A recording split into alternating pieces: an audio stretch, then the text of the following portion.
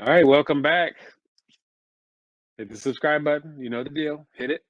Hit it. Nah, yeah, okay, good. Thank you. All right, so I'm going to run through a couple here real quick. These are games that I think, well, I just weren't that exciting. Some because they weren't, and some because we already knew what the outcome was beforehand. So let's start here. Washington football team, Green Bay Packers. Let's see. I'm gonna break you. I'm gonna break the game down to you here in one short sentence. Just gonna get back to it. Are you ready? Okay. Here it is. Aaron Rodgers, 27 to 35, 274 yards, 3 touchdowns. Was there anything else that you'd like to know about how that game went? Oh, well, let me do my original thing that I always do with my division rivals, the Washington football team, Giants or Eagles. I don't care. You know what? I looked at this game.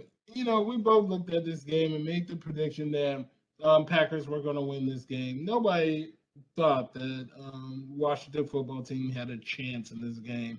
I mean, Heineke had a good outing, 268 yards, one touchdown, one interception.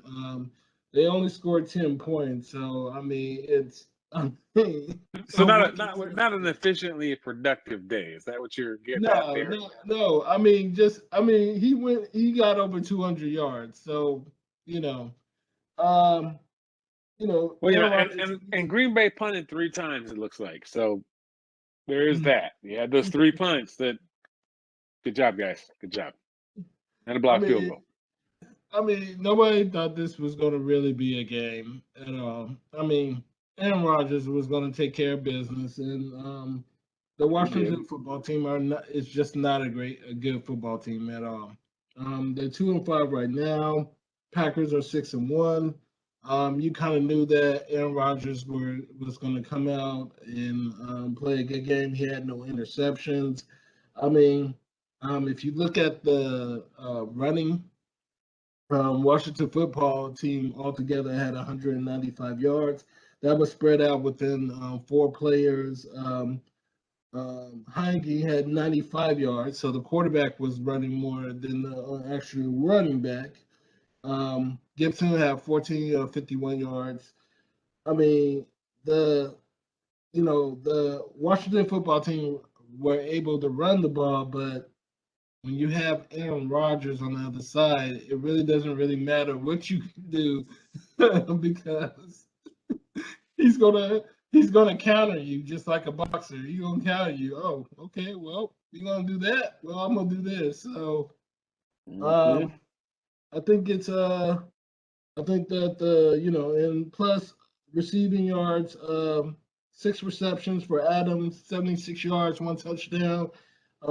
Yeah, three receivers that had touchdowns in this game. Um, Aaron Rodgers didn't run one in. Did he run one? No, he didn't run one in. He had 17 yards, 2 of 17 yards. So he was more efficient than some of the running backs on the Washington football team. So, um, you knew this was going to happen. So, Mm-hmm. I mean, You did. I kind of thought that Washington football team just, came to the game, did not play because they were mentally out because they knew they were going to lose. Yeah. Yeah. Well, on the other stuff. Uh, so I'll say this one. I picked wrong. The Falcons beat the Dolphins. Um, I tried to watch this game. I really did. I tried. I tried very hard. No. This is one I was like, no, you win. No, you win. No, you win. No, you win. The Dolphins picked it up towards the end of the game, figured some things out, just not, it's one of those, too little, too late. You got your offense clicking, you got to go down there, you take the lead. Well, your defense has got to back that up. They didn't. Field goal, 30-28. That's the way the game goes.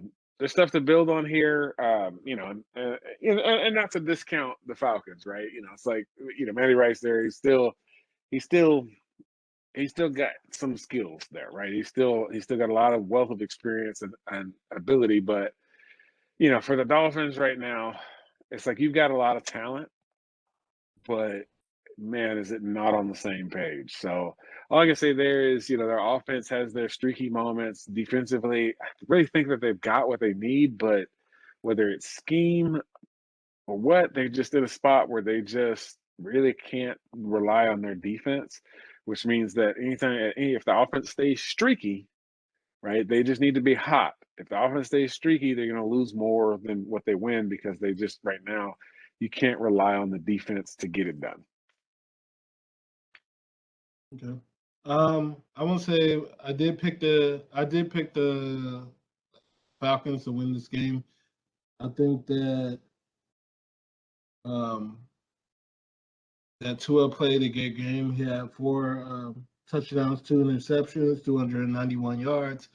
I'm pretty good for him coming back from injury. 2 games into coming back from injury. But I think that he played a good game to get them back into the game. It came to Matt Ryan getting his offense in position to kick a field goal. So, Ryan having 336 yards, 2 touchdowns, 1 interception. Um, both, Miami was able to run the ball. I think that contributed to them getting back into the game also. But the reason I picked the Falcons is because I still believe in Matt Ryan. Matt Ryan can still ball, even though his team right now they're 3-3, they're 500. So they still have some fight in them. Most of the games that they have lost have been close, except the Eagles game that they played in the beginning of the season. So, it's a I'm not saying that they're going to go to the playoffs because they have the Saints, the Buccaneers, and then they have the Panthers in their division. So, they have a ladder to climb, but for this game, Matt Ryan came through, and I just felt that experience was going to beat Tua. Mm-hmm. No, that's about it. That's about how it went. So, but rolling on to our next game. Well, this one shocked both of us because they sure seem to find the kryptonite for this one. But the Bengals beating the Ravens. And not just I'm gonna let you go on this one first, but think about this. Not just that the Bengals beat the Ravens, but how they did it. I mean, you're looking at 41-17. And they pulled Jackson late in the game when it was like, well, this is done. What do you think, Sam? Okay, so just to say, I did pick the Ravens to win this game, but I did say that it was going to be a close game.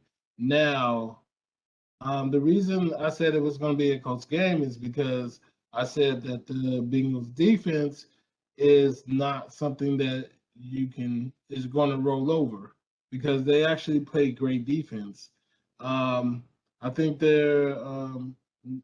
Burrow is coming into Mixon is coming into his, and then their tight end, I can't even say his name, Uzuma, however you say his name. I think they played a great game against the Ravens. I'm not surprised they beat the Ravens. I thought it was going to be a close game, like a 3-point game, maybe a 7-point game. But I wasn't expecting them to blow out the Ravens like they did. Now, I did pick the Ravens to win, but I just thought they were going to win by, as I said, 3 to 7 points. But, just looking at the game, it was just like, Ravens were not there. And it's just, I mean, I would say this. I would give Ravens the benefit of the doubt because you know what? There's some games that you just not going to have it, and it just seemed like they did not have it in this game. No, and if you go to the box score here, they did what they could to stay close and relevant, through the first half and Hmm. shortly into the second. But I think the biggest telling portion of this, where it's going to let you know the most of what you need to know for this game, is Lamar Jackson. 15 completions on 31 attempts. So that's less than 50%. Hmm. 257 yards, one touchdown. Not his best game. Not his best game in the air, right? Hmm. Why wasn't this his best game in the air? He couldn't get to his We tight flipped end. to the well, we flipped this to the other side though, because here's the bigger one. Besides not being able to get to his tight end, which I think stems more from this, Lamar Jackson, 12 carries for 88 yards. That's even, Lamar Jackson runs, that's still more than what you really want him to have to run for. Oh, but by the way, everybody else, the whole rest of the team didn't get 88 yards rushing. Was it Devonta Freeman? 4 carries, 14 yards. That's as close as you get to the 88 yards. So they couldn't run the ball. They had to rely on Lamar running the ball. They had to rely on him throwing the ball, and that kind of it meshes with the idea that you can stay close, you can stay relevant for some time, but if you can't run the ball and you're struggling to throw the ball, right, where it's like if you can't get to your tight end later on in the game, that wears on, and now it just gets too far out of reach. And I think that's, being able to manage the run game. And the scary part for me when I see this, the scary part is having seen other big teams go through something similar to this before, where teams manage to figure out, okay, wait a minute. You've got a threat at your quarterback. You got a threat throwing the ball. You got a threat running the ball. But if we take away these things, like we make it so it's going to make it hard for you to run the ball. We're going to give you a little, or option, whatever you want to call stuff. We're going to give up some there because we have to, right? But we're going to take that away, and then we're going to basically, we're going to be rough with your tight end and take that away. That can be bad for a team, because that's one of those, like, you start figuring out the formula.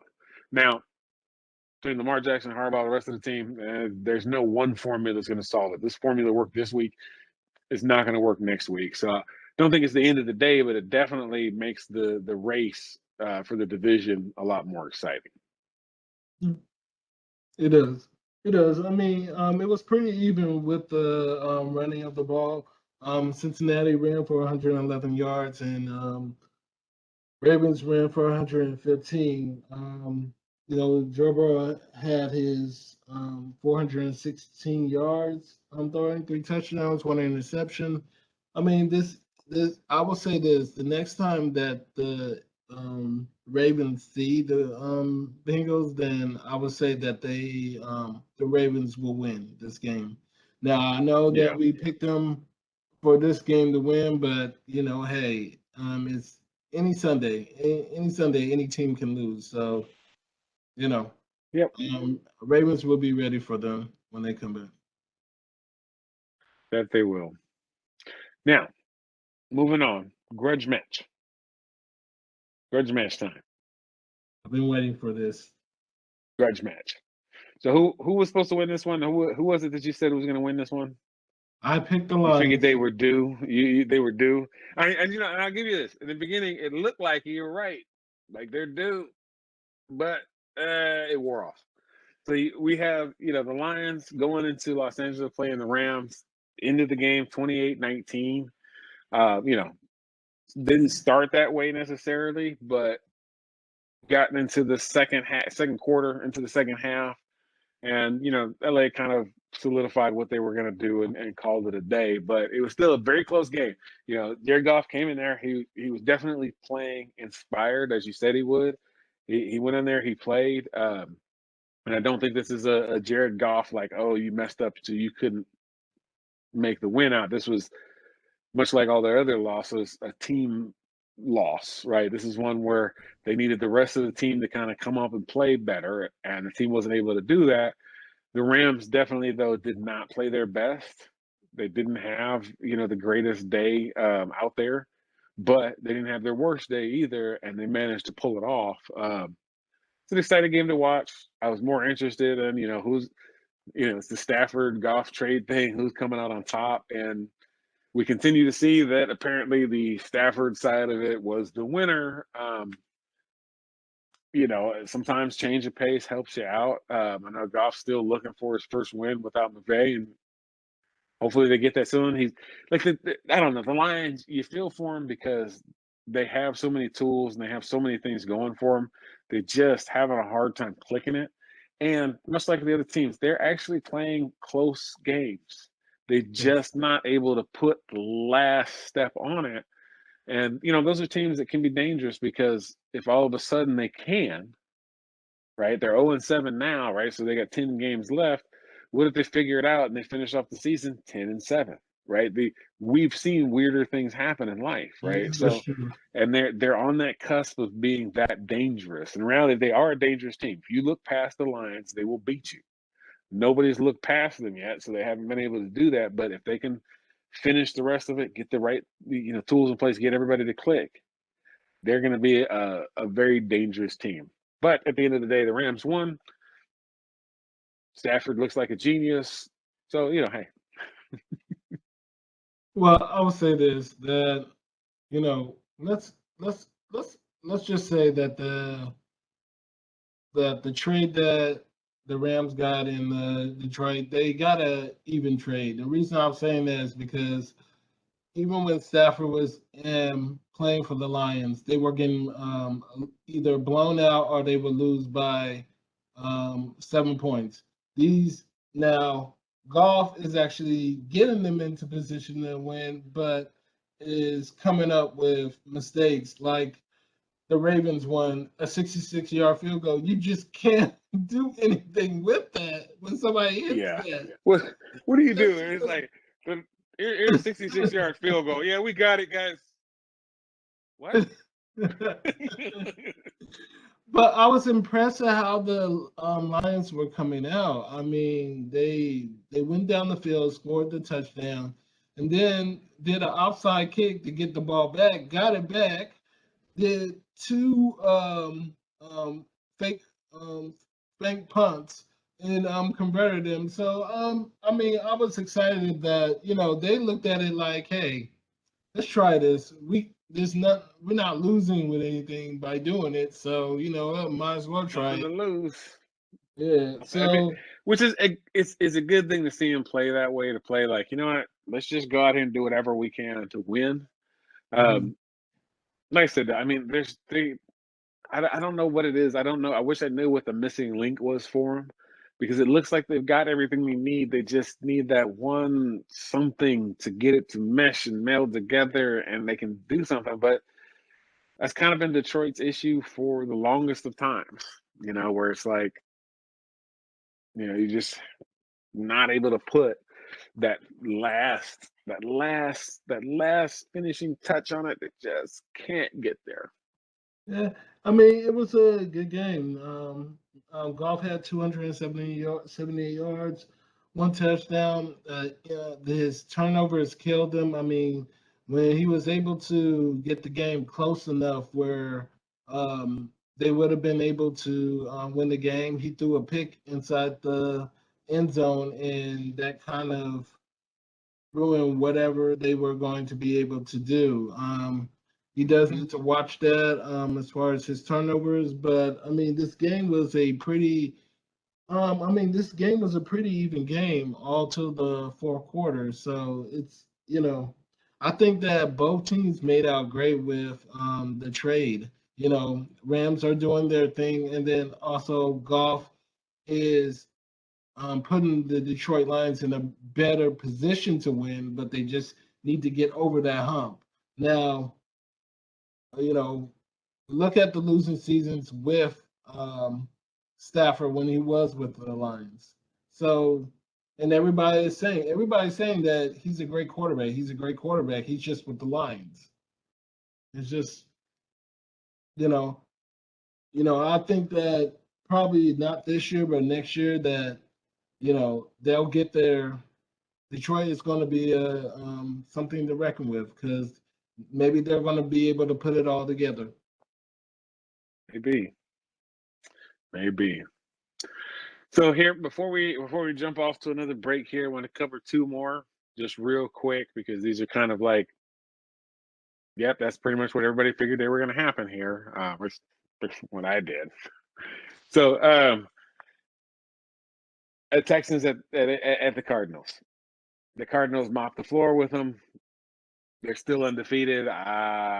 Did we think something else was going to happen? I mean, there's really nothing to say about that game. I mean, only that J.J. Watts and D Hop got their revenge on on their former coach that's in Alabama now, doing the offense because that was the I'm sorry, that was the most dumbest thing to take D Hop and then the Texans just let J.J. Watt go, and right now it sounds like they're gonna let Watson go. So I guess they're in rebuild mode now. Yeah. So, Now we'll see what happens there. But then the other one, and these still here. I know you're not going to want to hear it. I know you're not going to want to hear it. But the two best teams in the NFC right now. Now things change every week, but right now the two best teams in the NFC, Arizona, they won, and then Tampa Bay, 38-3, Chicago Bears. Again, it's just another runaway game with Tom Brady doing his thing and throwing for his 600th touchdown pass, something that's never been done before. So, I think we kind of knew where most everybody kind of figured that's where it's going. Yeah, the Bears had a defense. They got Khalil Mack. They can be bad, but they not Tom Brady bad. Like that's just the way it is. And just before, so you don't get mad, the only reason why they get the nod for the top two is because they did in fact beat the Cowboys. They did in fact because they they get that the head to head there. Packers aren't in there because of how they lost week one. we'll see the Packers. We'll see the Cardinals later in the season. Cowboys. But I think the That's most gonna be a fun game to watch. I think the most interesting thing about the Buccaneers in the Bears game was I don't understand the fans' idea. I know you're a Buccaneers fan and you love Brady and you can't say no, but I'm sorry if Mike Evans gave you the 600 ball and that ball is going to be worth over $500,000. I mean, to me, you're kind of kicking yourself right now, giving the ball back. I'm, I'm just saying. Some of this stuff. I mean, and again, the team threw out some compensation out there for it, but Not worth for 500,000. yeah, I'm kind of thinking like, I mean, and I grant, it's like, it's a big moment. You want to help out, and you're like, but I think even for me, I'd have been like, give him my phone number, tell him to call me tomorrow. We'll see what we can do. I wouldn't necessarily put it out there for what it was, and if they just said, hey, it's worth $500,000, I wouldn't have gone after 500,000, but 300 sounds nice too. I mean, I'm like, you get something there, but I get it. It's love of the game, heat of the moment. And you can say this. Let's put it this way, Good right? spirit. Good spirit. It's good spirit, and if everybody was to acknowledge that this is the 600th ball, he wouldn't have had the ball to begin with, right? So there's that aspect, and remember, karma bites us all. So there's good karma going there, and good things will happen for him. But hey, you're always going to be involved in that story. Every time when NFL Channel does their NFL moments in history, you're right there. Well, I would say, see, the thing is this. If I was the fan, I would have said, okay, listen, all right, I'll give you the ball back, but at least you have to give me lifetime season tickets for the rest of my life so that I can be able to come to the games to get it back. See, see, that would have gone. Like it's like I just want, hey, give me my lifetime tickets. All you cover it, lifetime tickets. They're for me. When I'm dead, they're gone, but they're mine. Or at least going for like I want a suite for every home game, including up to the NFC Championship. Uh, for the rest of the year, I want it sweet. I want everything. I want the food. I want parking. I want everything covered. Because then it's like, hey, just hook a guy up. But no, hey, it happened though. But congratulations to Tom Brady. We're gonna jump off, take a Congratulations. break. When we come back, we're gonna finish up with the Eagles and Raiders, the Colts and the 49ers, and the Saints and the Seahawks. So we'll be right back. Make sure you subscribe.